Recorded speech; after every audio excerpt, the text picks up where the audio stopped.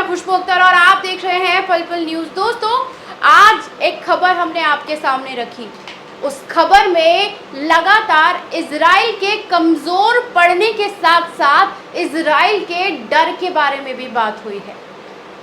Israel ज़मीनी लड़ाई से डरता हुआ नज़र आ रहा है। अब तो अमेरिका ने भी अपने सैनिक इजराइल में छोड़ने का फैसला किया है। इसका मतलब साफ है कि हमास और इजराइल की ये जो जंग है और खौफनाक होने वाली है। वहीं अमेरिका का इस जंग में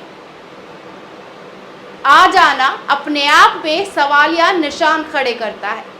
और इसी के साथ साथ सवाल इस बात पर भी खड़े होते हैं कि कैसे ज़मीनी जंग पर इजरायली जो सैनिक हैं वो किस तरह से साफ कह रहे हैं कि हमारा जो झगड़ा है, हमारी जो खुंदक है, वो सिर्फ हमास से नहीं है। हर एक सिविलियन हमारा दुश्मन है और हम सबको नेस्ते नाबूद कर देंगे। इसी पर बात करने के लिए विदेशी मुद्दों पर बारीक पकड़ रखने वाले हमारे एडिटर नदीम अकरम हमारे साथ मौजूद हैं, जिनसे हम हर बारीक पहलू पर बात करेंगे। तो नदीम, मेरा सवाल आपसे पहला ये है कि ज़मीनी जंग से इजराइल डर रहा है, कितनी सच्चाई है इस बात में और कितना गंभीर है इजराइल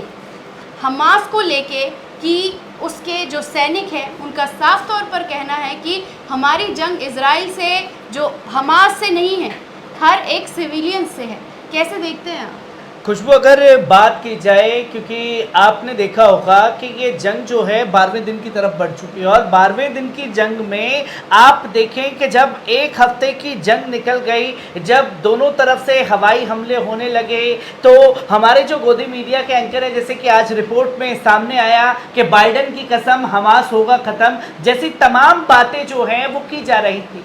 पर आप ये देखें कि एक ढोल पीटा जा रहा है वक्तों द्वारा कि सबसे बड़ी ताकत है इजराइल की। अब तो जो है आप लिख के ले लो, क्योंकि हम लगातार देख रहे हैं कि रुबैका लियाकत जंग वाली जगह पर पहुंची हुई है और जंग वाली जगह पर सिर्फ इजराइल में मौजूद है। आतंकी हमास के कितना नुकसान किया है वो तो वहाँ दावा कर रही है, लिख के ले लो, इजराइल जो है हमास को ख़त्म कर देगा, गाज़ा पट्टी को ख़त्म कर देगा। पर हम देख रहे हैं कि ये जो घमंड चकनाचूर हमास ने किया है वो घर में घुस करके मारा है। अब ये सनक इजराइल के दिमाग पर सवार है कि मुझे भी जो है घर में घुस करके मारना है। पर मैं ये बता दूं कि आप देखें कि जंग जो है 12वें दिन की तरफ बढ़ रही है और 12 अक्टूबर से ही जमीनी कार्रवाई करने के लिए तैयार हो गए थे। बॉर्डर के पास 12 तारीख से जो है लगातार तैनात है इजराइल के आतंकी सैनिक और वहां से कड़ा मुकाबला मिल रहा है और बार बार अंदर घुसपैठ की कोशिश हो रही है, पर हर बार जो है मुंह की खानी पड़ रही है। और इतना जबरदस्त लाव लश्कर के साथ गए हैं, हमारे जो कैमरा मैन गए हैं, रिपोर्टर गए हैं, वो एक एक जूम तस्वीर करके दिखा रहे हैं कि देखिए यहां से जो है अब गई गाड़ी और अब अंदर एंट्री। मतलब 5 दिन से कर क्या रहे हैं बॉर्डर पर। मतलब हमास को जो लोग बता रहे हैं कि हमास कमजोर हो रहा है, हमास की ताकत का ही मुजाहिरा है कि जो 5 दिन से लगातार आप धमकी दे रहे हैं, भैया आज जा रहे हैं, कल जा रहे हैं, इतना डिले हो रहा है, उतना डिले हो रहा है। ये डिले हो क्यों रहा है, इस पहलू के ऊपर जाना जरूरी है, क्योंकि मैं ये बताना चाहूंगा, क्योंकि लोग कहेंगे कि भैया हवाई बातें कर रहा है। और ये खुद इजराइल का जो प्रसिद्ध जेरूसलम पोस्ट है वो खुद ये बात कह रहा है कि why has the Gaza ground invention been delayed since Friday से क्यों उसे डिले किया जा रहा है, क्यों अंदर घुसने की हिम्मत नहीं की जा रही। क्योंकि हमने देखा कि जिस दिन से ये बयानबाजी चल रही है कि गाजा बॉर्डर पर लाव लश्कर के साथ तमाम चीज़ों को खड़ा कर दिया गया, मैं गोदी मीडिया के रिपोर्टरों को लगातार देख रहा हूँ और वो लगातार बता रहे हैं और इंटरनेशनल मीडिया ये बताने पर लगा हुआ है कि देखिए इतने हमास के जो मेन कमांडर हैं उन्हें मार दिया गया है, उन्हें शहीद कर दिया गया है, पर कोई ये बताने को इस जंग में तैयार नहीं है कि अब तक इजराइल के कितने टॉप कमांडर मारे गए हैं। बिल्कुल 250 से ज्यादा मेन टॉप कमांडर जो है वो इजराइल के मारे गए हैं, जिसने पूरी ताकत जो है वो हिला करके रख दी है हमास ने। और ये हर बार होता है कि ज़मीनी कार्रवाई करेंगे, ज़मीनी कार्रवाई करेंगे, क्योंकि अबू हमजा जो हमास के स्पोक पर्सन है, उनका मैं कई बयान देख रहा था, सुना तमाम जगह पर, तो वो साफ तौर पर कह रहे हैं कि गाजा पट्टी के अंदर आप कदम रखिए, आपके लिए गाजा पट्टी जो है हम जहन्नम बना देंगे। तो 5 दिन से चल क्या रहा है कि आप जो है अभी तक ये हमला नहीं कर पाए हैं, क्योंकि हमास भी जब इस जंग में कूदा है तो बिना सपोर्ट के तो कूदा नहीं होगा, वो भी पूरी तैयारी से है कि आप आ जाओ, आपका तो हम यहाँ इंतजार कर रहे हैं। नदीम, जब आपने कहा कि बिना सपोर्ट के नहीं कूदा होगा, तो इस बात को लेकर बार बार सवाल उठ रहे हैं कि अब अमेरिका की जो सेना है उसे भी इज़राइल में उतार दिया गया है। वहाँ पर वीडियो भी सामने आए हैं कि कैसे अमेरिकी सैनिक की गाड़ियाँ जा रहे हैं, वहाँ पर सैनिक दिखाई दे रहे हैं। कहीं ना कहीं आपको समझ में आ रहा है कि कितना खौफनाक होने जा रहा है ये, कहीं ना कहीं वर्ल्ड वॉर 3 की तरफ बढ़ता हुआ आपको दिखाई दे रहा है। खुशबू, वर्ल्ड वॉर 3 से पहले हमें ये पहलू को जानना चाहिए कि आखिरकार ये डिले क्यों हो रहा है। 5 दिन बाद जो है आज इससे जो है अमेरिकी सैनिक जो है वहाँ पहुँचे हैं, क्योंकि इजराइल पूरी हिम्मत नहीं जुटा पा रहा कि मेरे पीछे बैक सपोर्ट के लिए आप आ जाइए, कम से कम खड़े रहेंगे तो आपका डर देख करके कोई दूसरा देश मुझे ना पेल दे।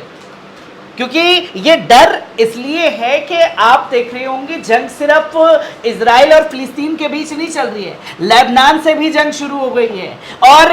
ईरान भी साफ तौर पर ये कह चुका है, और तमाम देश जो हैं इस बात को लेकर के वेट कर रहे हैं, क्योंकि लगातार लोगों के कमेंट और मैसेजेस आ रहे हैं कि कोई कुछ नहीं कर रहा, कोई कुछ नहीं कर रहा। तो मैं तो ये कहना चाहूँगा भैया, आप लोगों को मैं फिलिस्तीन एम्बेसी से बात कर लेता हूँ, इजराइल एम्बेसी से बात कर लेता हूँ, आप लोग खुद चले जाइए जंग में,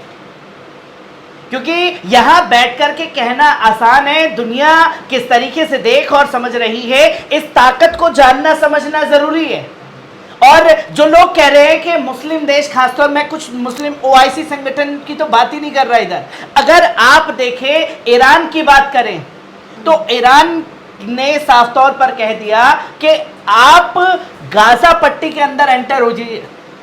क्योंकि ये जंग जो है सिर्फ अभी हमास और फिलिस्तीन के बीच ही है। लाओ लश्कर ला करके अमेरिका ने खड़ा कर दिया, अपने हथियार बेशक से दे रहा होगा, तो मैं ये जानना चाहता हूं कि 11 दिन से हमास की जंग कैसे चल रही है,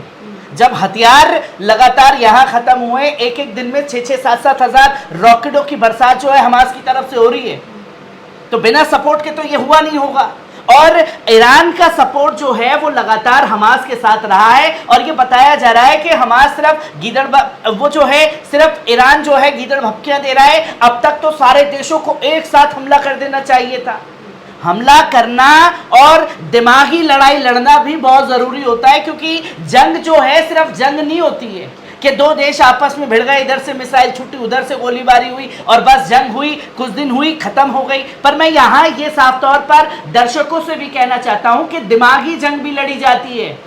जहां मुस्लिम देशों के ऊपर लगातार प्रेशर बनाने की कोशिश की जा रही थी, और सबसे ज्यादा डर अमेरिका और इजराइल को ईरान से ही है।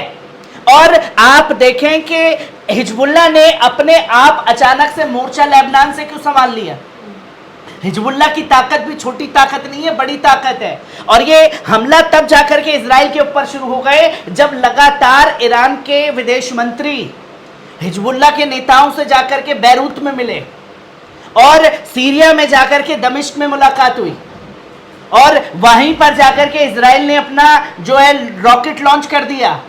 ये तस्वीर लोगों के सामने है, और इजराइल अकेला कदम गाजा पट्टी पर इसलिए नहीं रख पा रहा है क्योंकि उसे ये मालूम है कि सिर्फ अभी बैकअप के लिए, हमास के लिए वहीं से लेबनान से ही सामना करना पड़ रहा है। कई बड़े बड़े टैंकर जो है हिजबुल्लाह ने उड़ा दिए हैं, और ये बताया जा रहा है कि रात भर वहां पर चली, क्योंकि गाजा हो चाहे लेबनान हो, रात के समय पर ज्यादा हमले कर रहे हैं। और ये तस्वीर नो डाउट कि अगर गाजा पट्टी के अंदर, क्योंकि तमाम जो मुस्लिम देश है उन्होंने साफ तौर पर कहा है कि अमेरिका एंटर होता है तो हम देरी नहीं करेंगे इस हमले को करने में और फिर हम अमेरिकी सैन्य ठिकानों को भी निशाना बनाएंगे। इस बात पे ये बात भी तो जैसे मैंने अपनी रिपोर्ट में शुरू में कहा नदीम कि अमेरिकी सैनिक तो ऑलरेडी वहाँ तैनात कर दिए गए हैं, वीडियो सामने आ रहे हैं, अमेरिकी सैनिक दिख रहे हैं। इसका मतलब साफ है कि अमेरिका ने इजराइल को सपोर्ट देने के लिए अपने सैनिकों को उतार दिया है। तस्वीरें दिखाना आसान है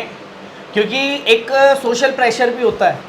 जो सोशल प्रेशर बनाया गया है कि हम पूरी ताकत के साथ है। हथियार तो वो दे रहा है, हथियार हमास के क्या, जब ये हम लोग देख रहे हैं कि इजराइल के पास हथियारों की कमी पड़ रही है तो क्या हमास के पास हथियारों की कमी नहीं पड़ रही होगी? हाँ, और बराबर कहा क्योंकि जा रहा लगातार ये दावा जो है वो किया जा रहा है कि हमास के पास हथियारों की कमी पड़ रही है, पर हमास अभी भी जंग लड़ रहा है जमीन पर भी। ये जमीन पर भी लड़ रहे हैं और हवा से भी, हवाई फायरिंग भी लगातार दोनों तरफ से जारी है, जो कि हमें ये बात जाननी चाहिए कि मैंने जब बात की थी कुछ टाइम पहले, जब इससे पहले 21 दिन तक जंग चली थी, तो मैंने डॉक्टर जफरुल इस्लाम खान साहब हैं दिल्ली माइनॉरिटी के एक्स चेयरमैन, उन्होंने ये साफ तौर पर कहा था कि हमास जो है जमीन पर इतना मजबूत है कि इजराइल की जो सैनिक है वो उसका मुकाबला नहीं कर सकते। क्योंकि उन्होंने फिर मुझे बताया कि 1967 में जब जंग हुई और 2005 में जब जंग हुई तो अंदर एंटर करने की कोशिश की थी, एक भी सैनिक जो है बच नहीं पाया था इजराइल का। और अब लाओ लश्कर ऐसा है कि अगर इजराइल इस जंग में अकेले जाता है तो फिर मामला हमास से ही चलेगा और हमास कड़ी टक्कर दे रहा है। ये तस्वीर दुनिया के सामने है कि इजराइल जीत रहा है, इजराइल जीत रहा है। इजराइल अंदर से खोखला हो चुका है और उसी खोखलाहट को छुपाने के लिए पीछे से अमेरिका बैक सपोर्ट दे रहा है कि अब घुस जाए, और ये दावा लगातार किया जा रहा है। और विदेश मंत्री जो ईरान के हैं उन्होंने आज ये साफ तौर पर कह दिया कि हमारी जो फोर्सेस है वो बस वेट एंड वॉच कर रही है और वेट एंड वॉच होगा तो इजराइल की तरफ चौतरफा हमले हो सकते हैं और ये जंग जो है वो महायुद्ध में तब्दील हो जाएगी, वर्ल्ड वॉर बन जाएगा। लोग ये सोच रहे हैं कि यहां से कुछ देश अगर आ जाएं तो इजराइल खत्म हो जाएगा। इजराइल से जंग अगर छिड़ती है तो अमेरिका, फ्रांस, ब्रिटेन, जापान और नाटो के ये तमाम देश जो हैं वो आ सकते हैं। और दुनिया जो है, लोग सोच रहे हैं कि घर में बैठ करके अगर रूस यूक्रेन में जंग चल रही है तो उसका असर आम लोगों पे नहीं होता, हम पर, आप पर जो वीडियो देख रहे होंगे उन सब पर इसका असर पड़ेगा खास तौर पर। और ये लगातार हम लोग देख भी रहे हैं, समझ भी रहे हैं इन चीज़ों को। नदीम, इसी के साथ सवाल ये उठता है कि कई बयान आ रहे हैं, कई मुल्कों के बयान आ रहे हैं, कई मुस्लिम देश अपने बयान जारी करते हैं, प्रेस कॉन्फ्रेंस करते हैं, वो चिट्ठी भी लिखते हैं, लेकिन उस चिट्ठी में जिसे मुजरिम बताते हैं वो इजराइल है और हमास को ना तो वो मुजरिम बनाते हैं ना ही उसे आतंकी संगठन कहते हैं। लेकिन इसी के बीच अमेरिका ने आज भी जो वाइट हाउस से प्रेस कॉन्फ्रेंस की है उसमें भी उसने हमास को टेररिस्ट ग्रुप ही बताया है और कहा है कि वो कंधे से कंधा मिलाकर मदद करेगा इजराइल की। क्योंकि इजराइल की मदद से आपने जिक्र की है तो मैं एक द न्यूयॉर्क टाइम्स को आर्टिकल को पढ़ रहा था जिसमें उनके जो पूर्व अधिकारी हैं जो जंग में कभी गाज़ा और इनके बीच में जब जंग चली होगी तो उस जंग में वो शामिल थे, उन्होंने अपना द न्यूयॉर्क टाइम्स को इंटरव्यू में पूर्व अधिकारी जो इजराइल का है उसने ये साफ तौर पर कहा कि हम लोग ज़मीन पर मुकाबला जो है वो फ़िलिस्तीनियों का नहीं कर सकते, हम हमास का मुकाबला नहीं कर सकते। ये तस्वीर जो है ये साफ तौर पर देख सकते हैं लोग कि न्यूयॉर्क टाइम्स में ये आर्टिकल में साफ तौर पर लिखा जा रहा है और बताया जा रहा है कि ये चीज़ें सामने आनी चाहिए। और रही बात अमेरिका और इजराइल की, तो मैं बार बार अपनी रिपोर्ट में ये कह रहा हूं कि अमेरिका और इजराइल ऐसे देश है अगर उनके खिलाफ कोई बोलेगा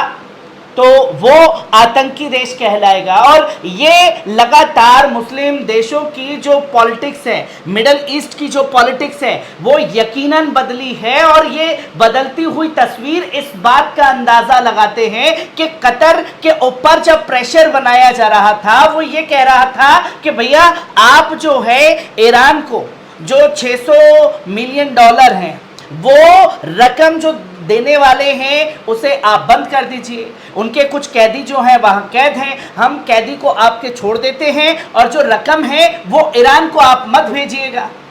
तो कतर ने लाइव प्रेस कॉन्फ्रेंस के दौरान, ये पहली मर्तबा हो रहा है जब अमेरिका को साफ शब्दों में इनकार किया गया लाइव प्रेस कॉन्फ्रेंस में कि हम जो हमास को मदद है या ईरान को जो हमसे मदद पहुंचने वाली है हम उसे रोकने वाले नहीं हैं।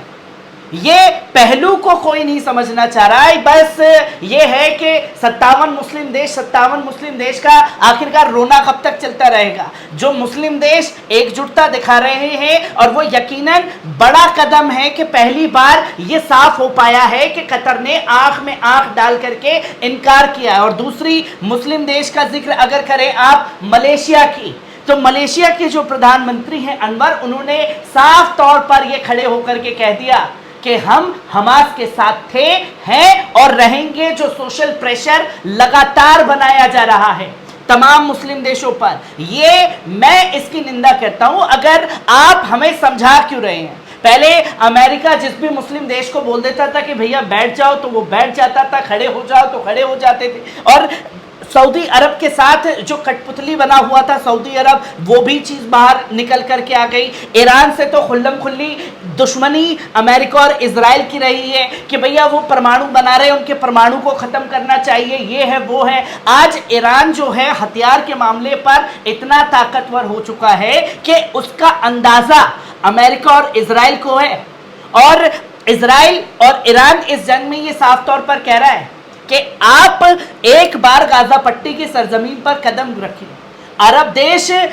जो है इसमें एकजुट होंगे और मुसलमानों को फिर कोई रोक नहीं पाएगा। ये कोई छोटी बात नहीं है, कोई हवाई बात नहीं है, डंके की चोट पर यह बात कही जा रही है। क्योंकि मैं लगातार देख रहा हूं कि तमाम मुस्लिम देश, अगर यमन के हुतियों की बात करें, आप इराक के बदरी की बात करें, तो वो लगातार ये कह रहे हैं कि अमेरिका ने अगर इसमें अपनी चाल चली और हथकंडा अपनाया तो हम भी अमेरिका को निशाना बनाने से बाज नहीं आएंगे। और मुझे लगता है कि शायद कल ये जंग रुक भी जाए, क्योंकि जो बाइडेन जो है इजराइल जाने वाले हैं और अमेरिका में इतनी बड़ी ताकत नहीं है कि भैया वो यूक्रेन को पिटने से बचा ले या इजराइल को पिटने से बचा ले। और अगर इजराइल को पिटने से बचाना है तो इस जंग को रुकवाने के लिए कड़ी मेहनत करनी पड़ेगी। और खुद जो बाइडेन को इजराइल से फिर वो जॉर्डन से फिर इजिप्ट जाने वाले, एक ही दिन में तमाम जगहों का चक्कर लगाएंगे। तो कहीं ना कहीं सोशल प्रेशर जो है